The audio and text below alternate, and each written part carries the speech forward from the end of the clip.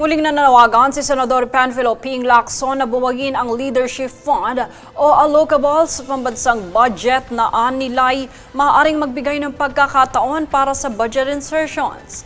Ibinase ni Lacson ang panawagan sa testimonya ni dating DPWH Secretary Manuel Bunoan at sa mga kamakailang pangyayari kaugnay ng mga proyektong flood control. Ayon kay Bunoan, pinagsasama ng DPWH ang mga hinihiling na proyekto ng mga mambabatas para maisama sa National Expenditure Program.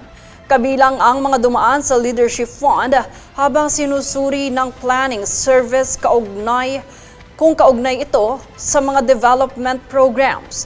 Binigyan din ni Lacson na ang pagkakaroon ng budget insertions ay hindi otomatikong nangangahulugan ng misuse ng public funds. Pero maaari umanong magbukas ito ng pagkakataon para sa abuse at misuse. Dahil dito iginiit pa ni Lacson na dapat itigil ang sistemang ito at muling nanawagang buwagin ang leadership funds sa proseso ng pagbuo ng pambansang budget.